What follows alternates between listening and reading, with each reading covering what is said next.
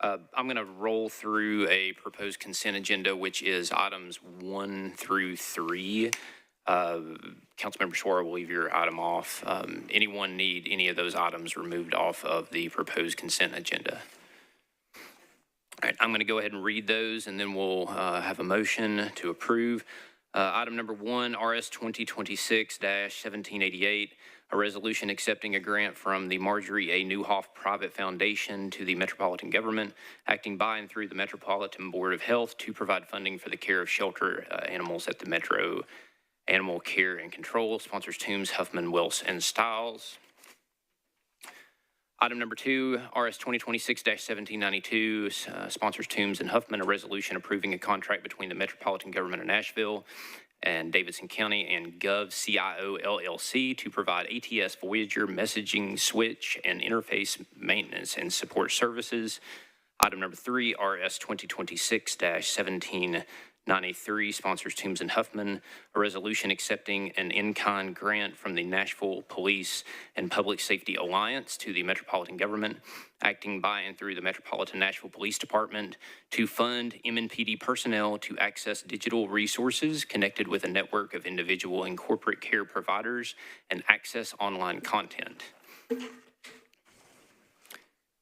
Do I have a motion? Second. Oh, yes, ma'am. Oh, yes, ma'am. I'll pull that off for you.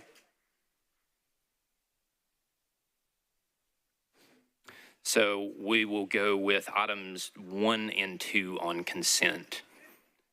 So we have a motion. Do we have a second for that? All those in favor, aye. Any no? Any not voting? Moving on to item number 3, RS 2026-1793. I just read the caption. We'll open it up for a motion on this item, and then we'll start debate. Okay, anyone like to be recognized for this one? Yes, ma'am. I wanted to know what this is. Councilmember Kimbrough, let's see. I see Deputy Chief Gilder coming up to the front. Recognize you, sir.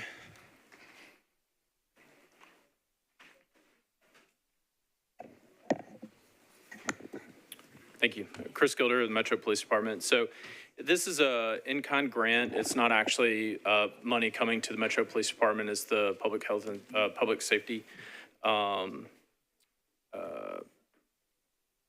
Nashville Public and Police and Public Safety Alliance that is providing the in-kind grant to care.com. And they authorize, what they do is it's a service that allows for police employees to gain access to vetted caregivers. So if you're getting called in for work and you need to find emergency care for a loved one, they cover the cost of the service that vets them. You still are responsible for the care, the cost of the care as the employee, but they vet all the folks and you get access to those folks, and then you don't have to pay. That's normally a service that you would have to pay for as an individual. So, like, can you give me an example?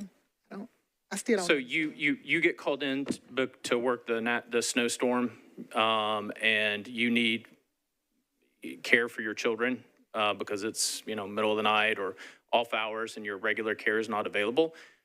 You can use care.com as a service anybody can use, but it normally costs you. You have to pay to have them. They do background checks and vet folks, and then you gain access to their caregivers, and this would cover the cost of that for Metro Police Department employees.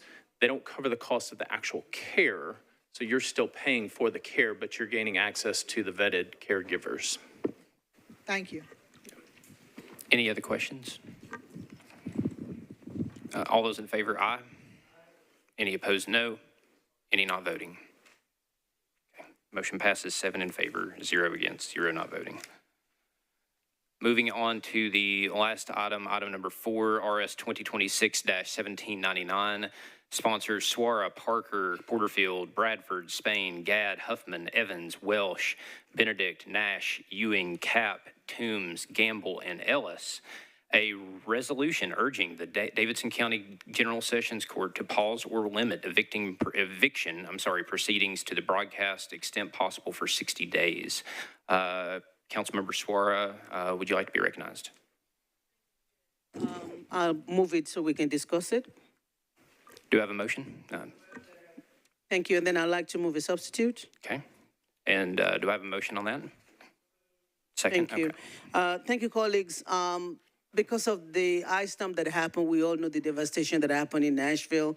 And a lot of people, several people had to go out of their home, have expenses that they were not planning for, which is lead to people having issues with their rents and some other things. And so there were calls for us to pass an eviction moratorium, which is where this started as. The substitute that you're looking before you is replacing the call for the General Session Court to do a moratorium, but rather, since they've been told by law that they cannot do a moratorium, this is actually what the court has been able to come up with as a way to assist Nashville residents that is going through this time. And this is a collective effort by the General Session judges led by Judge Hayes, Kimbrough Hayes, as well as community activists and a whole lot of people. Judge Hayes is here, and Chair, with your permission, I'd like the judge to say something about this before we... Absolutely. Judge Hayes, yeah, please come up. Good evening, Metro Council. I want to thank everyone's care about this issue, and my name is Robin Kimbrough Hayes, and I am the General Sessions Court Judge, Division 5, and I'm currently serving as the presiding judge.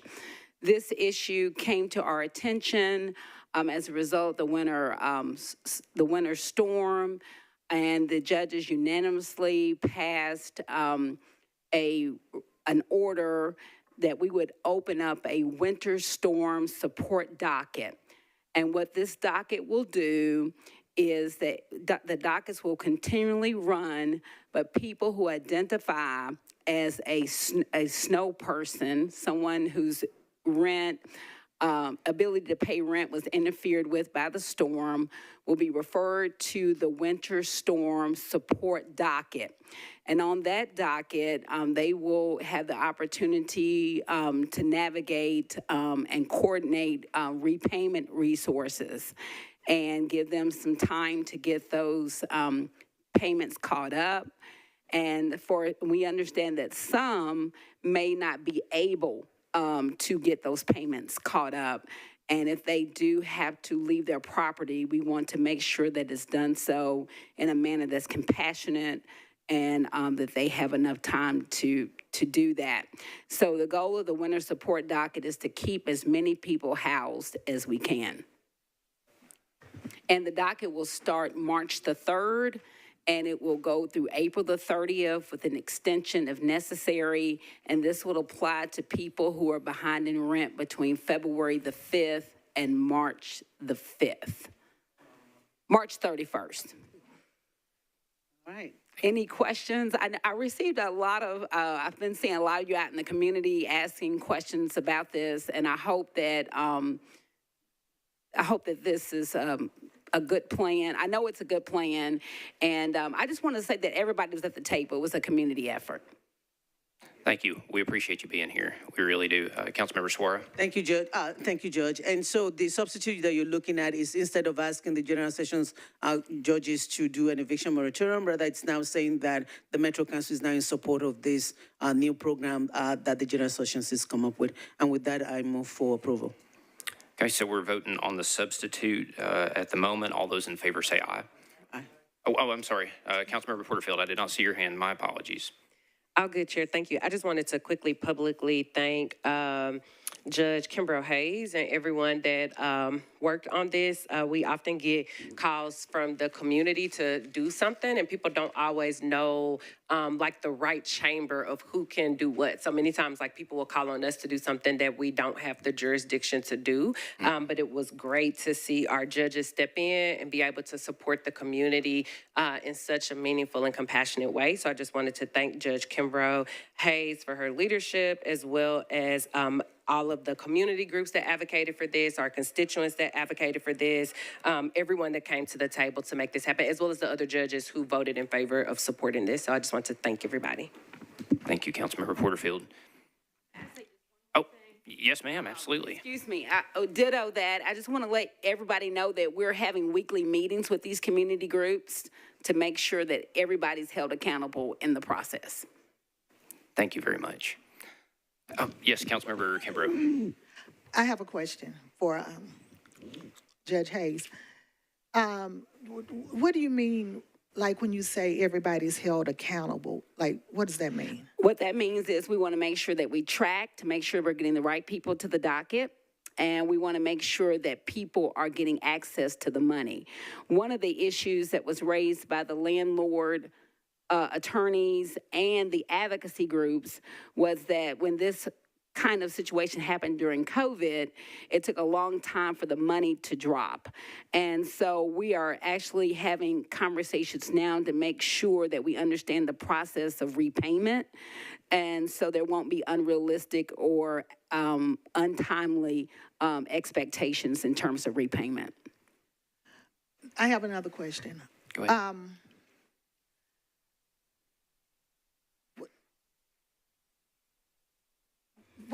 This is for people who have suffered from the storm, right? Yes. Okay. Now, is it a way to separate, like, say I was 5 months behind anyway? How do you distinguish and determine you go here, but you don't go here? Like, how do you? That's a really good question. So we, after talking with the advocacy groups, including Legal Aid, Right to Counsel, they were also involved in this. We are determining people who were behind in who were behind in rent from February 5th to March 5th. So initially, the advocates wanted to stop the docket for the month of February, which would not have caught the people who are experiencing eviction as a result of the winter snowstorm, because most of those people would have received an eviction notice in the month of February.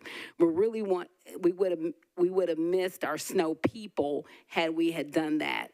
And we couldn't do that anyhow. So what we're trying to do is catch the people who are even in a repayment plan. So let's say you came to the docket in January and you were in a repayment plan and you could not finish your repayment plan and you had a docket date in February or in March. That person would be a snow person and be referred to the docket. We're in deep talks with Metro Action and all the folks that are who receive money and who provide these kind of services, and we're going to be able to have a list of people who have asked for services so that we can even cross-reference people who come into the docket. So there might be somebody who's not familiar with the winter snowstorm program, but we already have their name because they're on Metro Action's list of those who applied for the money. And that's why we want to have these weekly meetings, and that's why I'm talking about accountability, to make sure that we are capturing the people who need to be a part of this program.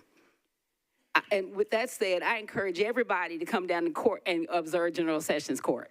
Thank you, Judge. Appreciate you. Any other discussion? Yes. Yes, ma'am. I have another question. Maybe I should just go out in the hall with you, but I have another question because I'm thinking, what does that do? Are you all going to be helping? Like, are you going to give some money? Is there going to, not you, but is there a group or something that will be helping them make that payment, or is the landlord just asked out? That's a really good question. So we have a meeting scheduled for tomorrow. These are for organizations who have received money to provide housing assistance, including Metro Action.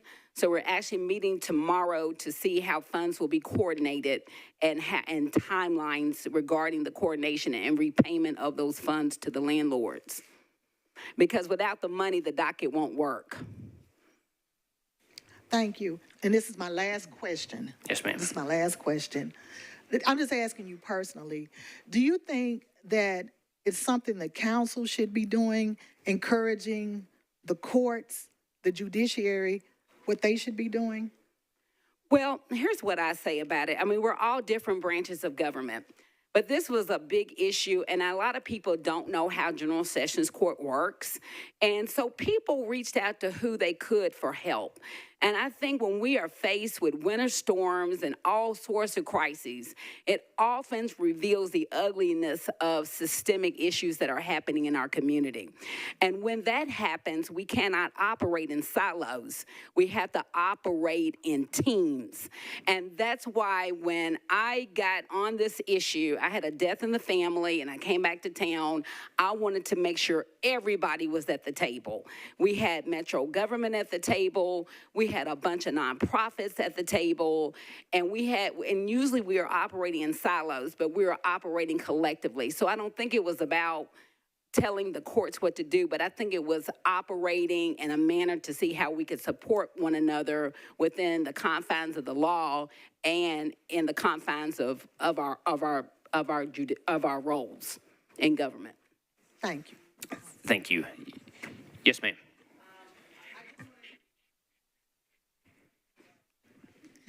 Thank you for that question. I just wanted to add that the reason why you now have a substitute in front of you was because of the conversation that went on between Judge Kimbrough and I and some of the other judges. So, like she rightly said, this is all of us trying to look into what best can we do for our constituents. And even though council does not have the power to do a moratorium, the judges do. And then we find out the judges couldn't even do that. So what can the judges do? So with the help of the community and everybody, that's how they came up with it. And I felt the least that we could do is, number one, support it, but also put the words out there. And so that's what this is doing. In terms of the help that people can get, the Eviction Right to Council team was part of this conversation. Open Table was part of this conversation. Equity Alliance. There were so many organizations. So this is a joint effort that makes sure that it reaches the people. But even when people get to court, not only do they have their day in court and they have to do all of that, but they have lawyers that are already there. They have Mark that is there with the money. They have Rooftop that is there that can also catch them and be able to work all of that out. So it's a collaborative thing. And I think that as council people, because we're all getting this email, we have a role in making sure that that is amplified and that people get to know that. So this substitute is basically saying we're in support of it, and we're saying that we all need to get it out so that it reaches all the people that it needs to reach. And with that, again, I move for approval of the substitute. Thank you, Councilmember Suara. Do I have a second on that? All those in favor, aye. Any no? Okay, now I need you to move that as substituted, ma'am. Move that substituted. Do I have a second?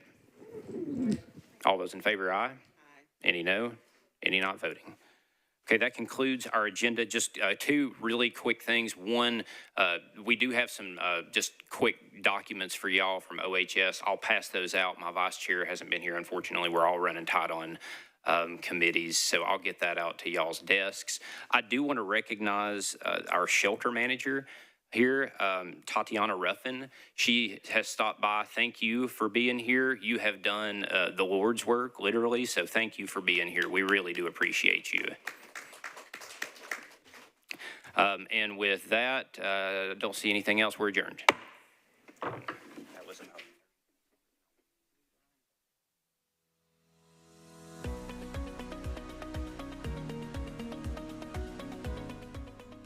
This has been a